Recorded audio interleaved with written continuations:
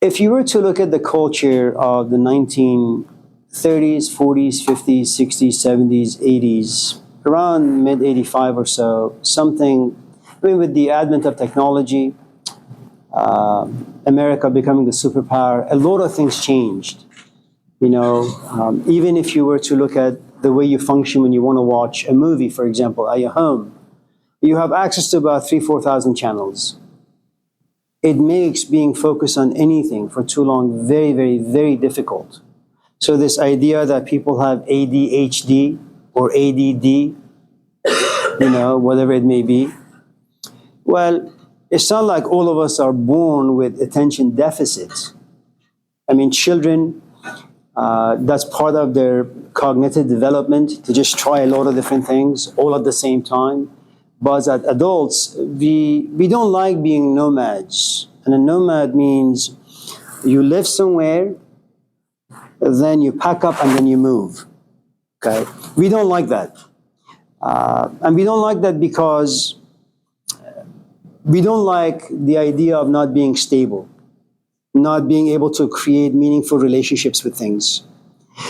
And so when you have all these forces, vying for your attention, you can't simply sit back and watch a good show for more than 5 minutes, because there are other parts of your desire and different things. So if you're asking, why is it that people are not paying too much attention to, say, this image of new Jesus that was reinvented by anthropologists about 10 years ago? Because he comes from the Middle East.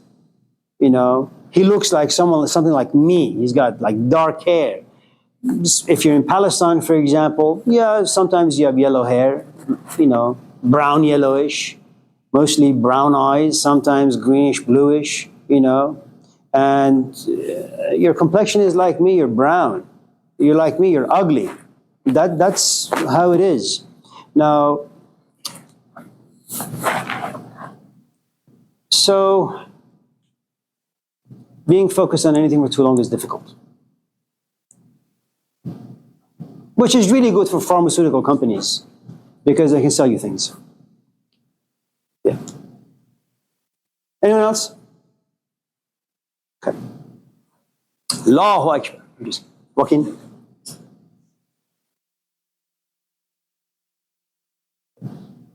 Do you think that religion was discovered or invented?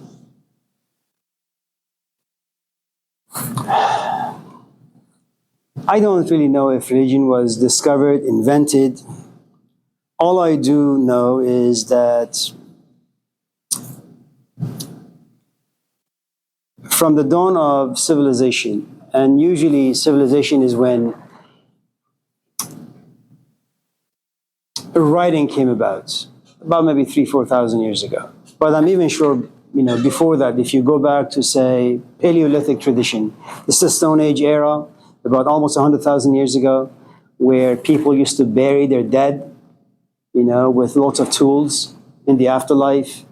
If you were to examine the cave paintings in Spain, in France, you're talking about really, really long time ago, where there is no Christianity, there is no Islam, there is no Buddhism. 100,000 years ago, that's a long time ago.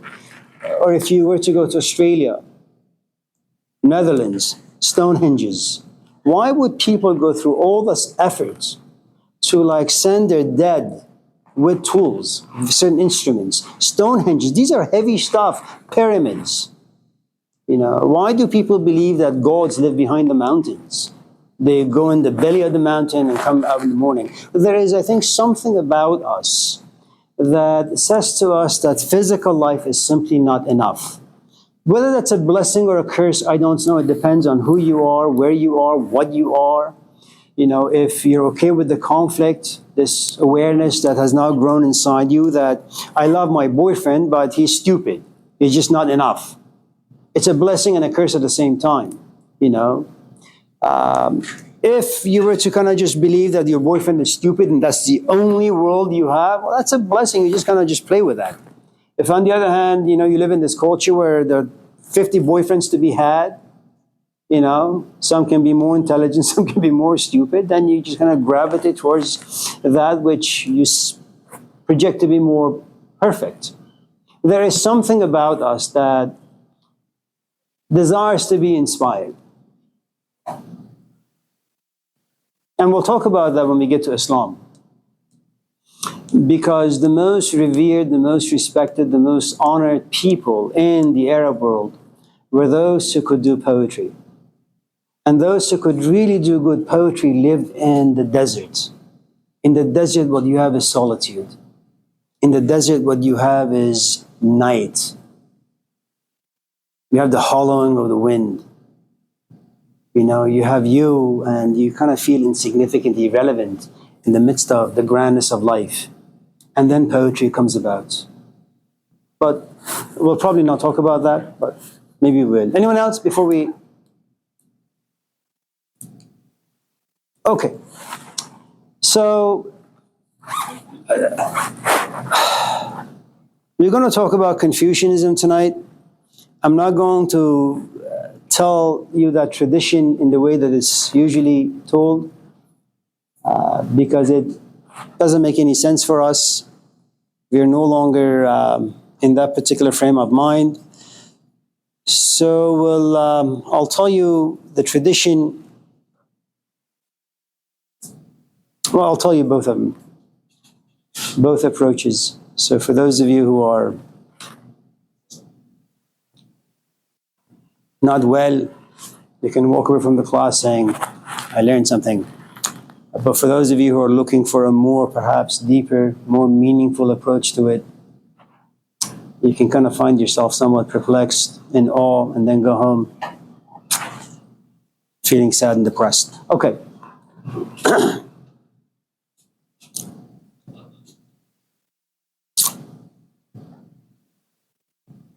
Let me first tell you the most common approach to this particular tradition. But let me begin with the story first. It's about a meeting that the great sage Lao Tzu had with the young sage Confucius.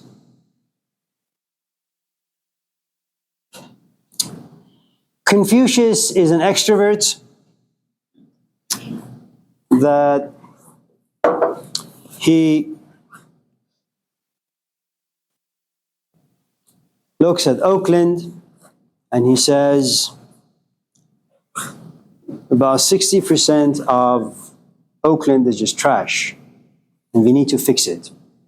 Bring about justice, create housing, shelter. They're all great. And so you spend the next 20, 30, 40, 50, 60 years of your life trying to figure out how to bring peace and harmony and nourishment to the physical life of people, which is really, really good. Lao Tzu is an introvert,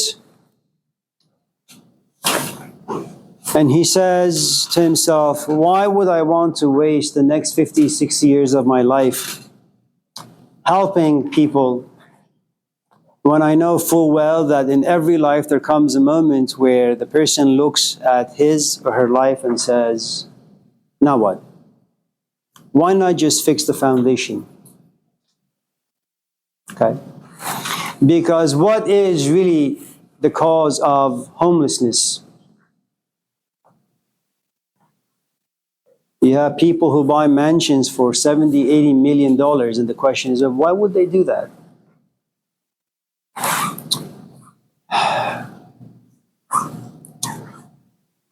It was on Yahoo, this news that Tom Cruise makes about $7,000 for every line that he speaks in his movies. Why is that? So there is something flawed about human nature, and if you're able to fix that, then homelessness, once the human nature is corrected, will be eradicated. Justice will prevail. So that's the sort of conflict you have between these two temperaments. So Confucius is about 25, he's ambitious, he's young. And when you're ambitious and you're young,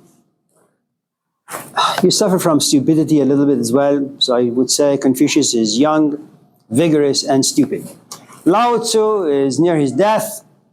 He's about 955. And Confucius perhaps has read or has heard the ideas of Lao Tzu, goes to him and says, I want to go to Lao Tzu and kind of tell him that he's wrong. That you can actually fix society if you do A, B, C, D. So he sets up this meeting. A 25-year-old now sits in the presence of a 60-year-old and keeps talking and talking and talking. And Lao Tzu says nothing. Just as he's about to leave, he looks at Confucius and says, your way is the way of men. My way is the way of heaven. Men are always changing. And if you're dealing with changing components, means the philosophy that you have today will have to change tomorrow. The ways of heaven, on the other hand, heaven always remains the same. It never changes. So you go about your business, If that's a little too difficult to grasp, let me give it to you in the idea that's very much encouraged these days. First, love yourself before you love another. Confucius would say, love another human being. Lao Tzu would say, as long as you can't love yourself, you're going to be a counterfeit in every relationship. Okay?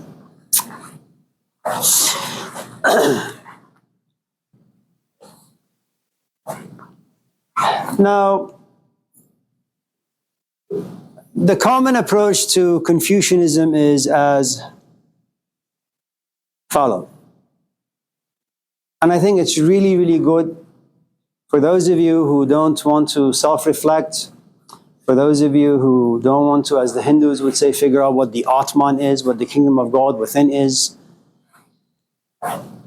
If you don't want to hang out with Socrates, Confucius is your way. It's a beautiful path.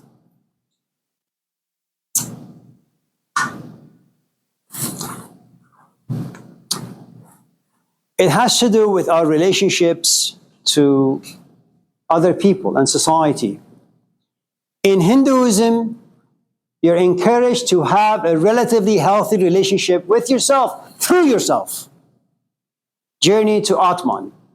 The same in Christianity. Figure out the kingdom of God within you. In Confucianism, figure out who you are through your relationships with your other people. First, a man and a woman get married.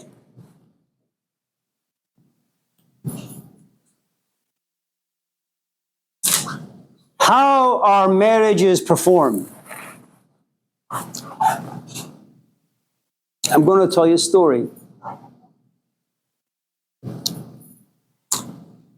A few years ago, my wife and I, we went to Los Angeles,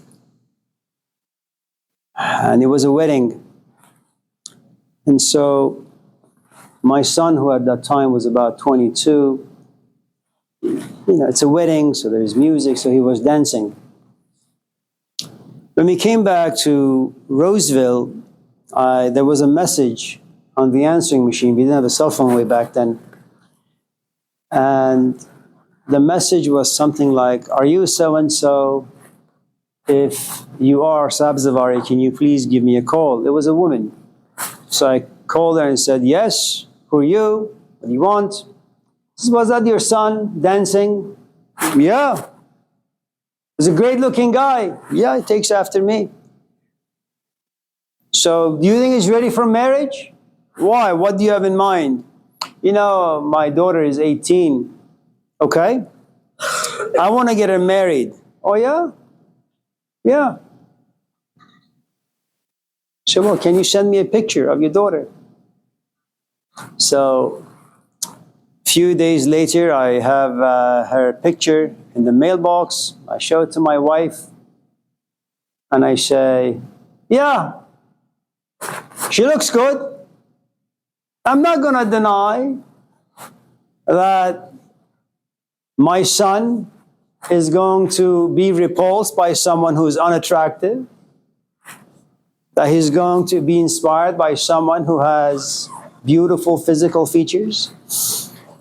So I go to my wife and I say, what do you think? My son getting married to this young woman. No, he's not ready. Ready? The hell does that mean? Who's ready for anything? You know, you're pushed into a circumstance and then you just grow a thick skin. Or you're just broken, end your life. Says, well, I don't know, whatever you say. Okay. So I set up this meeting with these parents. I say, we're going to come to Los Angeles, stay there for a week. Let's spend some time together. But my son is not going to come with us. It's just going to be us. Okay. So we go there. We have dinner every single night for 2, 3, 4, 5 days.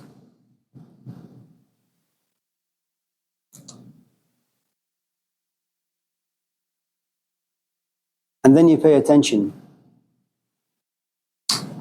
How is the relationship between the husband and the wife? Do they drink? Do they smoke? When I had asked them to have a bigger gathering, what sort of friends do they have? And then after a few days of this, of course, you observe the young woman to see if she just sits on the sofa, watching her parents work like mules, or she actually helps out. Because after all, you're not going to get an apple from an orange tree, and you're not going to get an orange from the apple tree. Human beings are the product of their history. The most important history is their parents. And then, of course, a couple days before our departure, I go to this young woman and say, well, let's hang out. My wife and I would like to take you to, a Persian restaurant, have some food, see your friends and all that. It's pretty good. There are always going to be wrinkles in relationships, but it's good to have a relatively healthy and solid foundation. I found the parents to be decent. They didn't drink, they didn't smoke, no profanities, nice environment.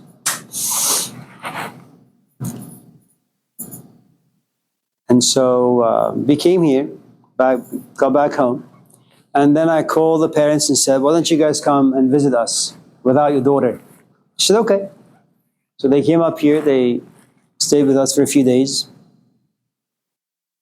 And then I said, okay, we're going to come down, and this time I'm going to bring my son and make sure daughter is present. And so we all sat in the living room, for a few days. We talked. And we didn't tell our son, that this was the plan.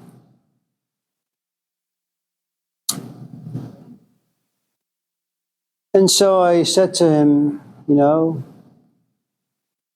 observe the environment.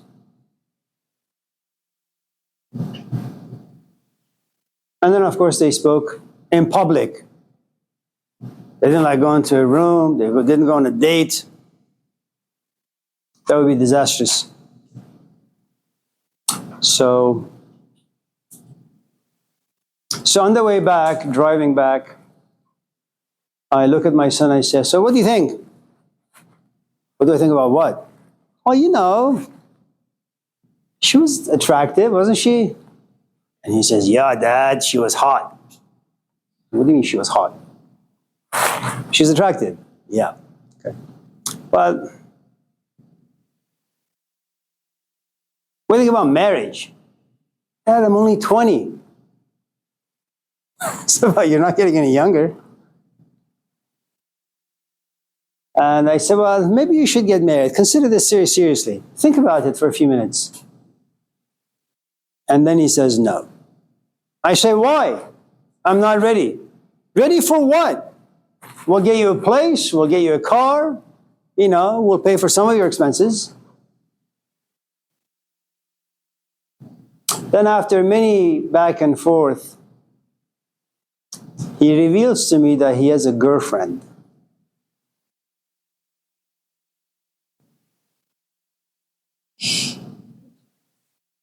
So what do you mean you have a girlfriend? I have a girlfriend. What's her name? Shahnaz? What is it? Julie.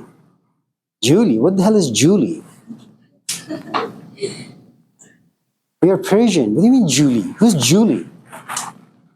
Is that like her nickname? She has like a Persian name, but she goes by Julie? No, her name is Julie. She's an American. Oh! I try to be open-minded. I say, oh, so you have a girlfriend. So how long have you had this girlfriend? Oh, Dad, I love her. Oh, you love her. Okay. Stupid kids. So, well, how long have you been, involved with her? 6 months. Wow, that's a long time. And you haven't told me. No, no one knows. Okay. Why don't you bring her over? Let us meet her. Dad, can you be nice? You know me. I'm a nice man. Don't say anything like stupid or ridiculous. No, I would never do those things. So we schedule a meeting for the following day, and there is a knock on the door.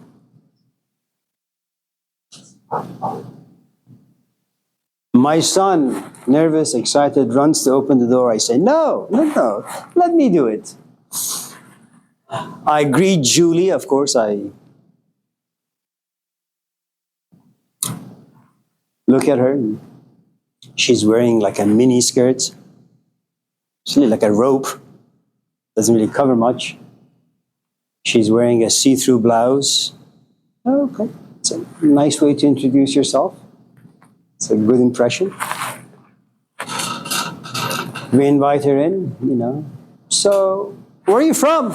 Texas. Oh, okay. What are you doing here? I'm exploring. Oh, okay. Well, do you go to school? I don't believe in education. Oh, yes, you're a hippie. How are your parents? How your parents feel about that? I don't really talk to my dad. Oh, okay. How's your mom? She's no good either. Oh, okay. Well, that's a solid foundation. So what are you doing here?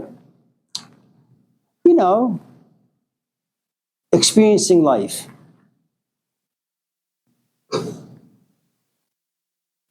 Why do you like my son? Oh, he's cute.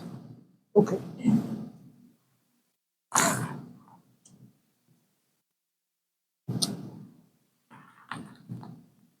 Then I look at my wife and I say, please, let's have dinner quickly. I want her out. So we have dinner. And then I look at my son and I say, tell her to leave. She leaves. We sit on the sofa and I say, you can't see her anymore. But Dad, I love her. You love her? You love her. It's a stupid love. But Dad, you can't tell me what to do. Are you kidding? I'm your dad. I can tell you exactly what to do. So I asked for her number.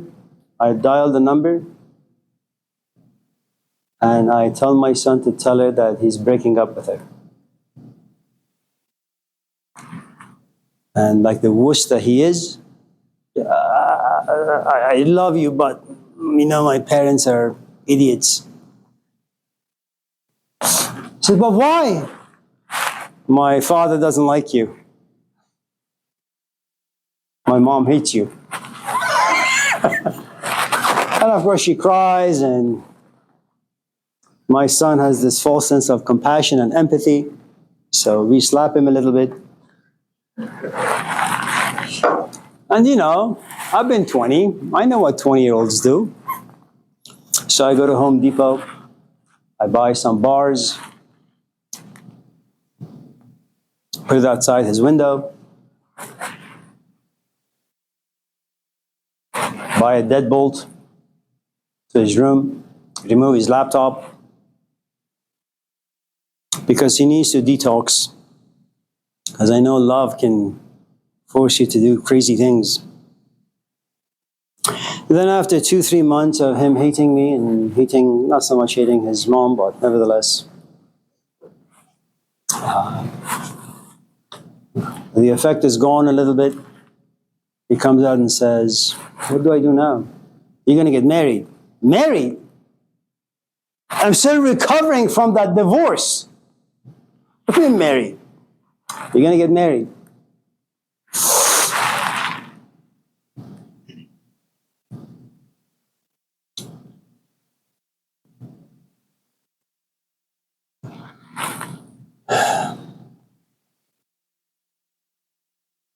So, first he says he doesn't have a degree. It's okay. He can go to school while being married. Then he says he doesn't have any money. Said, nobody has money. We don't have any money. Yeah. People make it somehow. But I don't know who she is. You don't need to know. The more you know, the more disastrous it's going to be. The less you know, the more longevity it has. So who is she? Remember that girl? But I don't know her. Can at least date? Date? No. Can't date. So I called the mother. You set it up. 3 months later, they're married. And they say, well, where are you going to live? You're going to live with us. My wife and I are going to live with you guys? Yeah. You're a 20-year-old kid. What do you know about marriage? You live with us. You learn the ins and outs of relationships a little bit. Without a GPS, without a map, without a guide, you won't amount to anything. With some back and forth, he agrees. They stay with us for a few months. And then I say to him, so you guys talk about kids? Kids? I'm a kid myself. No, you got to do it quickly. What do you mean? Well, you guys have been married and have been living in this house for about 7 months. It's time to have children. But. I take his hand to the bedroom, force his wife in there, lock the door from the outside. So when you come out, I want to see that she's pregnant.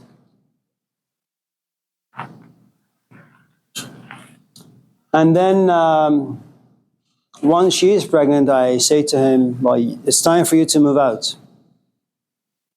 And so we got him a place next door.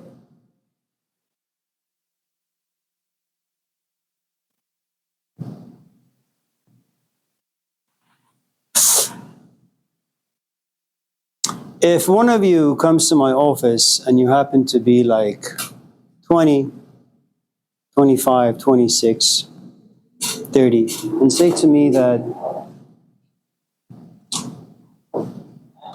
you have been kind of flowing through life, you don't have education, you don't have much money,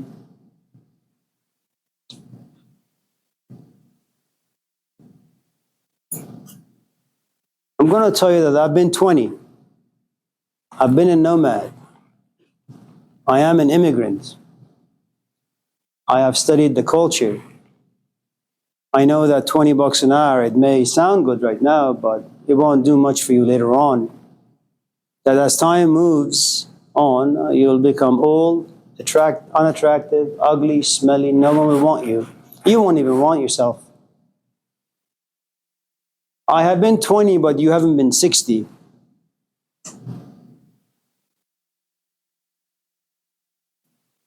Your hippie ideas are not going to interest me or attract me. In fact, I will most likely vomit upon hearing your story.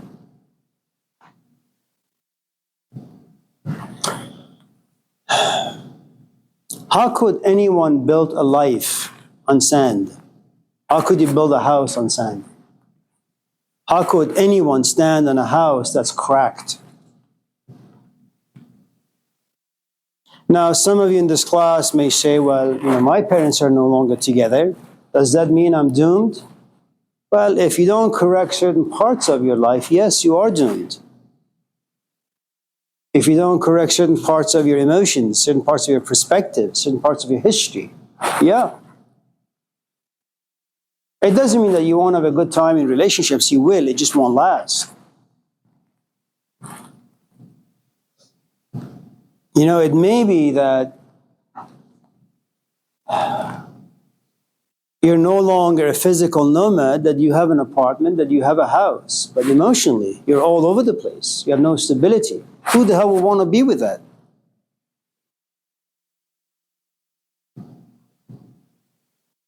Okay. So one of the things that's most important in Confucianism is the following: marriage.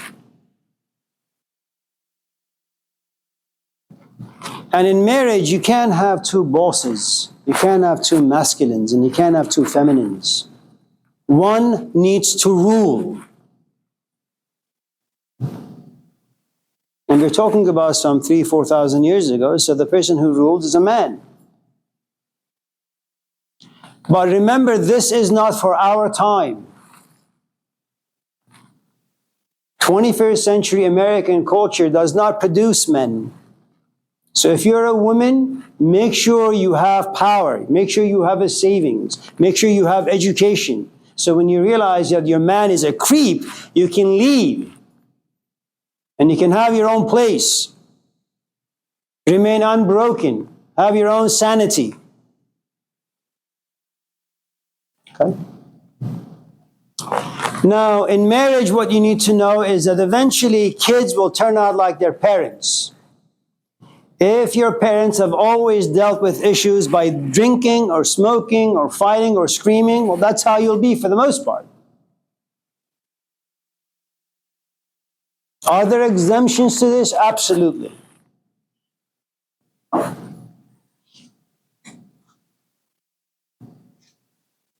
So which means what?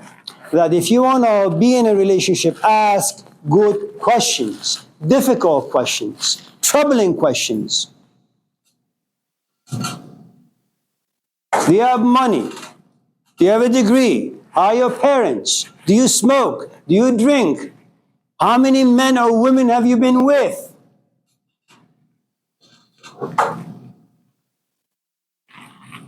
And make sure you like what you hear. Okay? Now, it usually takes a while before we're able to ask these questions because these are reflective questions. We are animals who move with our emotions. And Confucius knew this. Okay? Now, you don't marry because you want to be happy. You marry because it's a thing to do. You marry because it's difficult being alone in life.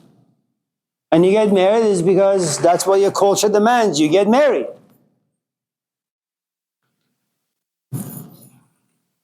You don't go home asking your wife, are you happy? That's stupid.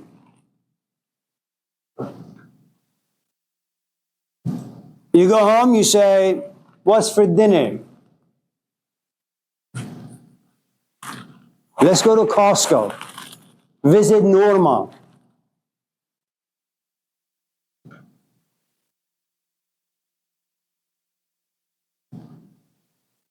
And after 6 or 7 or 8 months of marriage, there is only one purpose from that point on: children.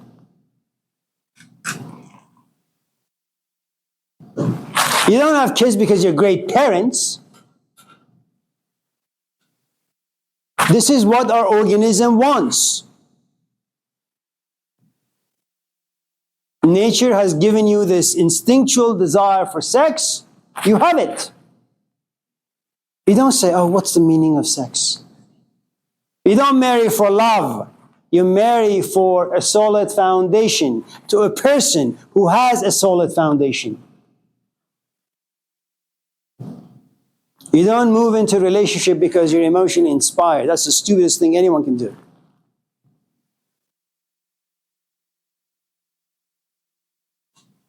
Is my son 20? Yes.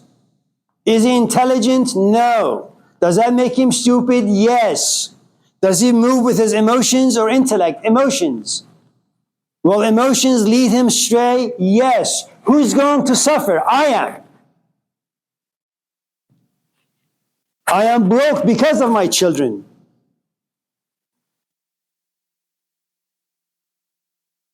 My kids have taken my time, my money, my energy, my youth, and my life. Do you really think I'm just going to let him do whatever he wants? I own him.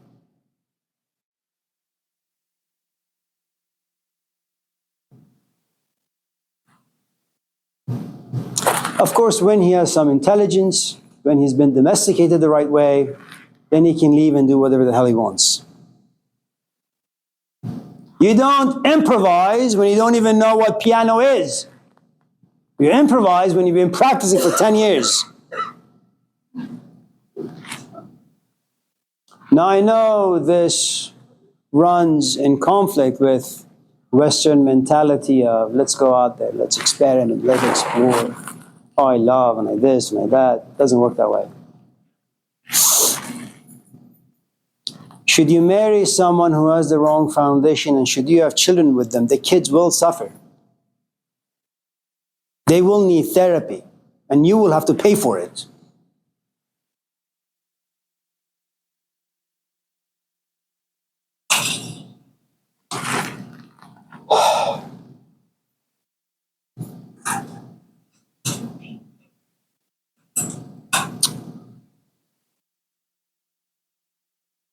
Now,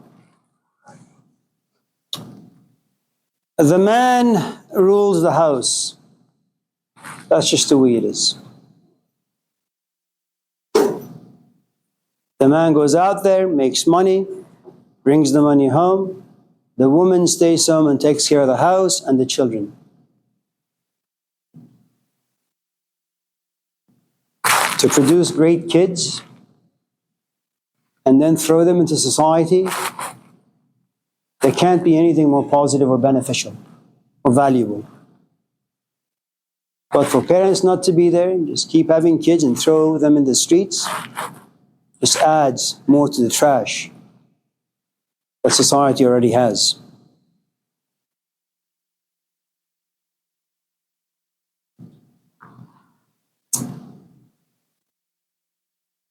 So, first is marriage, then you have kids. Kids will listen to their parents at all times. Why? As I said, my son is 20. He has 0 life experiences. And whatever experiences he has, they're not very practical. He lives in his head. Let me tell you something. If you want to go to school in my country, there's a wait list. 10 years. If you want to go to school in India, there's a wait list. Many parts of Africa, there are no schools. You have to walk a great distance. Here, school is free. Books are free.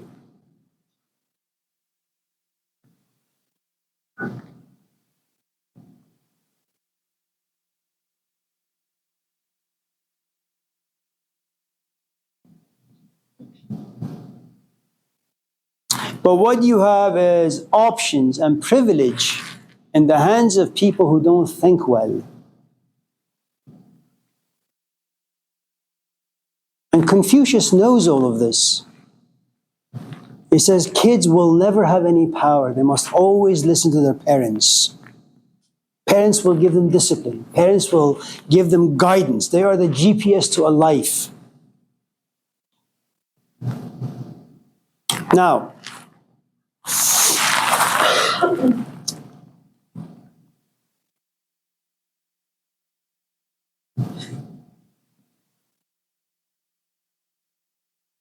have you guys been to Chinatown here in Oakland? Do you know who owns the stores? Have you ever seen like Caucasians owning a store? Have you ever seen an African American owning a store? Very, very strict and very, very traditional. They want nothing alien to enter their community.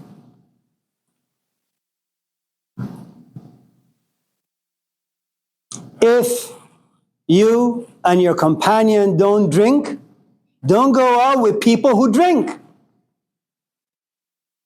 If you don't smoke, don't have friends who smoke.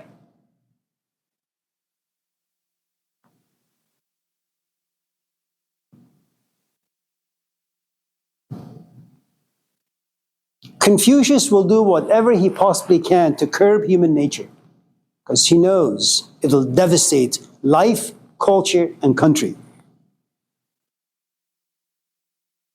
Now,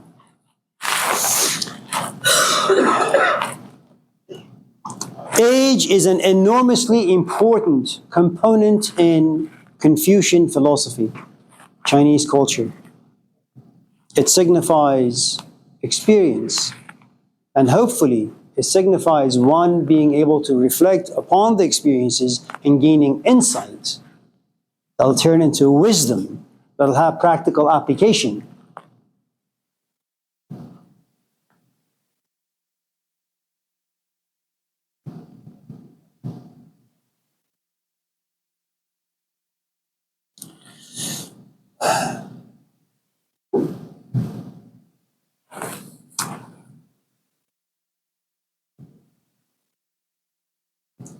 Parents are never casual with their children as children are never casual with their parents.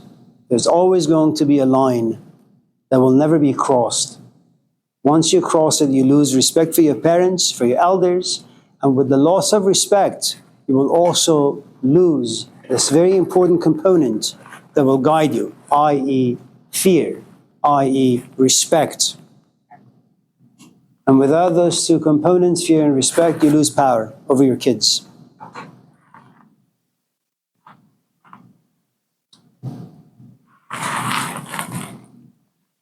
Since you have 3, 4, 5, 6 kids, maybe just 2, what the older has learned is that he or she must always respect his parents because they are older. And once this kid has a brother or a sister, he or she will train the younger sibling to respect him or her, the older sibling. Now, why is this important? If you haven't been trained well in your household and your home environment is filled with trash, you're going to take that into the streets. Everything starts at home. Everything. Now again, remember, it doesn't mean that just in case some of us in this room don't have that particular foundation or background, that we are doomed. That's not the case. You know, some of us may be freaks of nature, that our parents are alcoholics and drug addicts, and yet we turn out to be saints.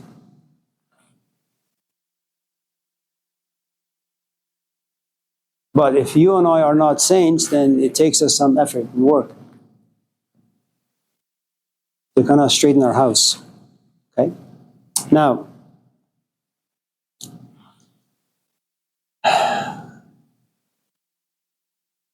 once you've been relatively well trained by your parents and your siblings and your aunts and uncles and grandparents, now you walk into society. But when you walk into society, you know a few things about what it means to people around you who are 20, 30 years older than you are. You know how to speak. You know, the French. The French are very careful, very protective of their language. It's not like here in America where Webster Dictionary adds like 50 words every single year Hala is a word now. What up is a word now. You know, they want to make sure that their language remains protected and eloquent. Yeah. But this is not about comparing and contrasting. All I'm saying is what happens when you try to protect, something that you deem valuable.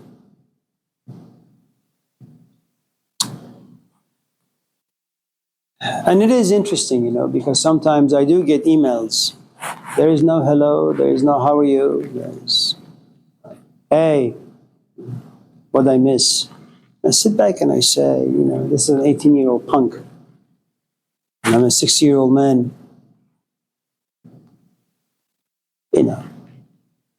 Just say, hey, how are you? What's going on? Sorry I missed class.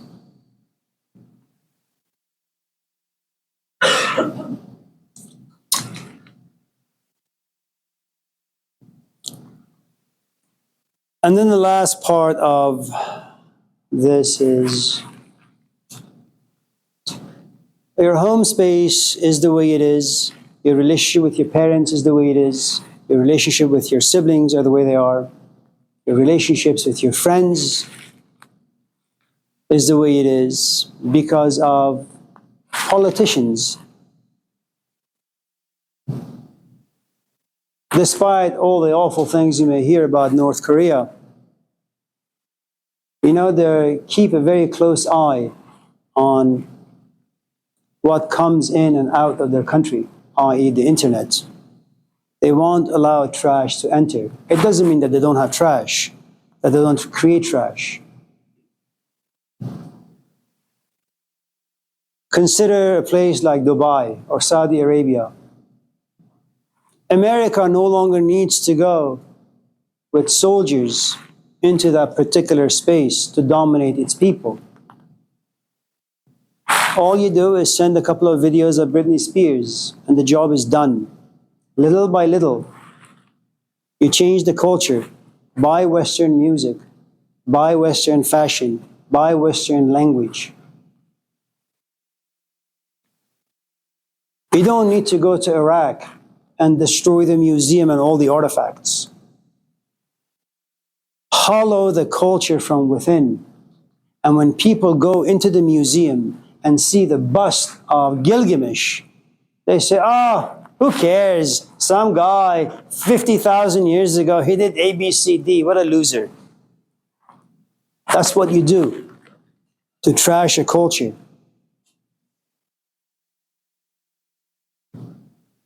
So the ultimate task of the people in Confucian time was that your emperor, he is no ordinary man. He is called the Son of Heaven.